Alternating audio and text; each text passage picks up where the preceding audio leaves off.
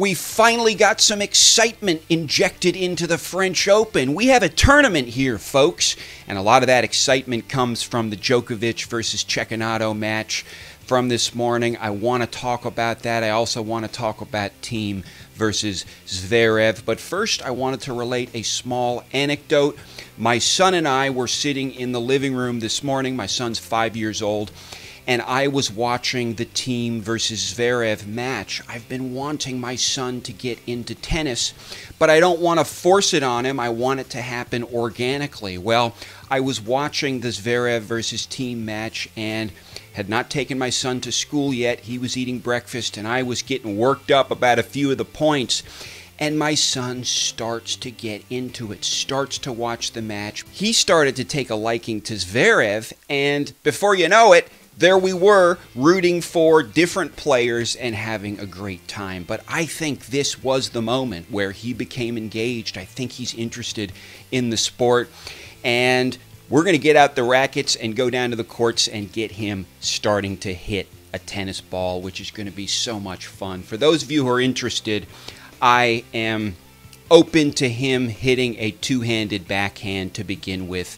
As sort of like a training wheels mechanism, I will encourage him with all the energy that I have to develop a one-hander out of the two-handed backhand if he wants to hit a two-hander to begin with. But that's just a sidebar. I'm so happy that he's interested in the sport now. So that's part of why I'm happy and excited today. But let's talk about these matches. First, Zverev versus Thiem. Well, I had predicted a Thiem victory, and it was a pretty clean victory, a straightforward, straight-set affair for Dominic Thiem, 6-4, 6-2, 6-1.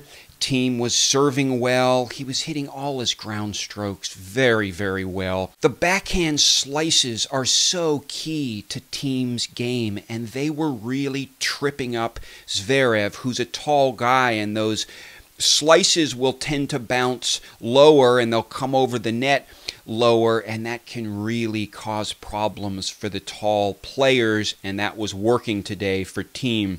Again, he was serving well. He was just playing in a very consistent way, folks. I mean, Thiem is on fire. This is his third semifinal at the French Open. He is a real contender. He's going to win the tournament if he can get through Cecchinato, and I want to talk about that.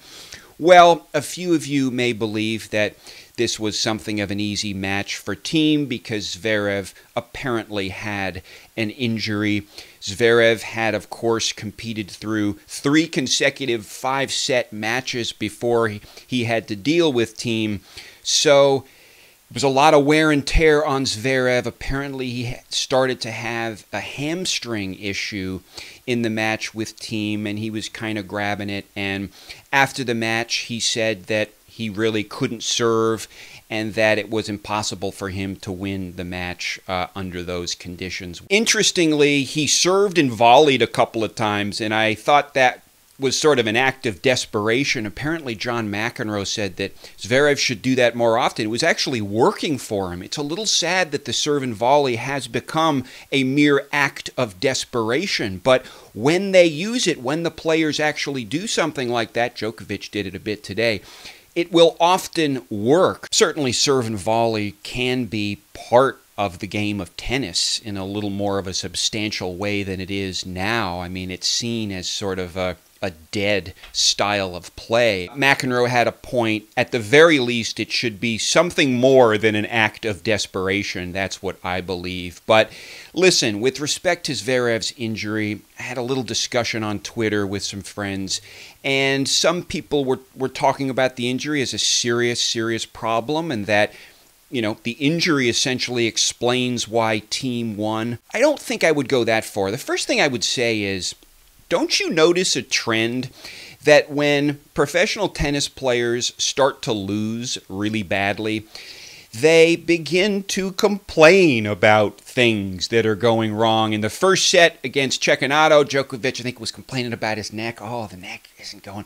You know, when they start to lose, things are blamed for the losing that sometimes are a little questionable. Listen, Zverev said he couldn't serve. Well, I looked at his serve stats in the match, and he was getting his first serve in 75% of the time. The injury wasn't a visible injury with Zverev, and it'll just have to be seen whether it's a serious and long-term injury. My feeling is that it's not a serious long-term injury. It was a significant injury in the match. I believe he was feeling pain. I believe he was impaired to some degree. But in terms of what he was displaying, he seemed to be playing fairly competitively.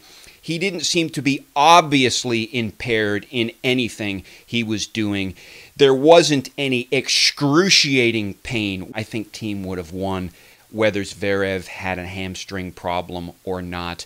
That's just my view. I think it's natural for these players to complain about physical issues when they start to lose. I believe Zverev had a physical problem. I also believe that it's no one's fault but his own that he had to labor through 3 5-set matches before he finally got to Thiem. So to the extent that the 5-set matches exhausted him and sort of primed him for an injury in the match with Thiem, he's got really no one but himself to blame. And it's not a bad thing. He's fine. Zverev is fine, folks. My bet is that he's not going to the hospital, and he will be back for the next tournament that he's scheduled in. We wish him a speedy recovery. Now, Thiem is into the semifinal, and he will be facing a person that I actually didn't quite think could make it through, but I hoped that Cecchinato would make it through, and Cecchinato did stage a major upset of Novak Djokovic, who was playing very well. I mean, there was some classic Djokovic on display today in the match against Cecchinato, folks. No question about it. This was full throttle Djokovic, and Cecchinato managed to fight him off. Cecchinato brings the beautiful one-hander and was hitting those one-handers exquisitely today. The final score, 6-3, 7-6, 1-6. Djokovic grabbed one set, and in the fourth set, 7-6. The tiebreaker in the fourth set went to 13-11. With Cecchinato ultimately prevailing. Well, what was Cecchinato's secret? That one-handed backhand of his is a thing of beauty, and that is part of the secret. He was hitting some wonderful slices, but above all, he was executing some amazing drop shots. He really couldn't miss with those drop shots. There was a time in the fourth set when he was struggling. I want to talk about that in a second, when he wasn't quite able to get the drop balls over the net. But one of the issues with Cecchinato, he really fell out of form at the beginning of the fourth set, was that he had a little bit of a dispute with the umpire. Apparently there was a couple of violations called. One violation was a coaching violation, and Cecchinato was a little miffed by the coaching violation because he wasn't even looking into the crowd when the violation was called. Apparently something was heard. Maybe someone from his box actually said something. Whether Cecchinato actually heard it or not is another question, but he got the violation. But then later at the beginning of the fourth set, apparently Cecchinato left the court without getting authorization and permission to do so. And when he came back, they called a violation on him, and then he got into further disputes with the umpire, which kind of threw him off, and received something like an unsportsmanlike violation or unsportsmanlike conduct violation, which I'm not sure if that was rooted in leaving the court, but in any case, he was getting some heat from the umpires. And the reality here is, and you guys should know this, is that Cecchinato is just coming up. He's been down in those lower ranks for a while, and he's also had some match-fixing allegations leveled against him. Apparently on appeal, he was able to resolve that, but he's coming from a group of people, those lower-ranked players who, according to recent reports, are corruptible, are susceptible to match-fixing arrangements. But most of all, Cecchinato is an unknown quantity. I think the umpires were keeping a close eye on him. He's sort of an unknown player. Coming into this quarterfinal, Djokovic is a very known quantity. And they were even looking pretty closely at Djokovic. I think Djokovic got a coaching violation as well. But Cecchinato, you could tell they were kind of zeroing in on him. He comes from that more corruptible tier of tennis players, and I think possibly, he was sort of discriminated against in that connection in this match. But in any case, he got into the argument and it threw him off, and Djokovic started playing a lot better at that point, and it was unclear whether Cecchinato could turn it around.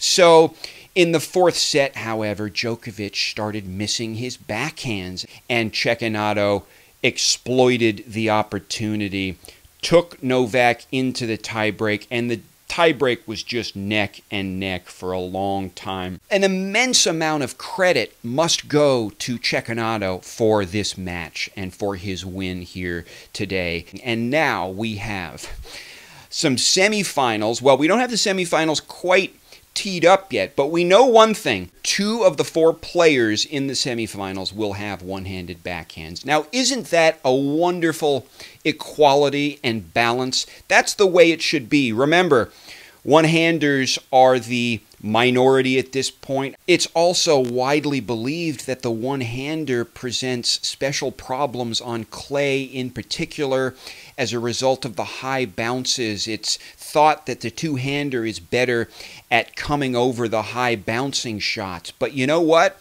Look at the semifinals at Roland Garros this year. We have 50% of the men in the semifinals guaranteed will have one-handers, and yet they're only 20% of the people in the top 100. That means that the one-handers are doing just fine on clay. And let me remind you, Cecchinato, who has a fantastic one-hander. I mean, to a large degree, this match between Djokovic and Cecchinato was a battle of the backhands. And Cecchinato won that battle, folks.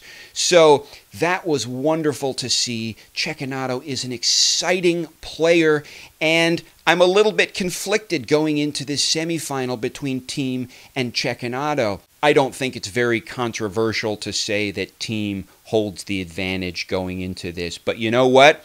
Cecchinato is capable of staging a big revolution here. He's capable of staging a big upset. Drop a comment and let me know your thoughts in response to these 2 really fantastic matches. In particular, on the Thiem Zverev, I'm wondering, do you think Zverev lost this, essentially? Does Thiem deserve credit? I think he does. I think he won the match. I think that Zverev had a problem. Whether we can call it an injury, I don't know. He had a problem. It probably was the result of the fact that he put himself in the position of having to play those really long matches. But again, we wish him a speedy recovery. I think Thiem looked solid. I think Thiem would have won either way.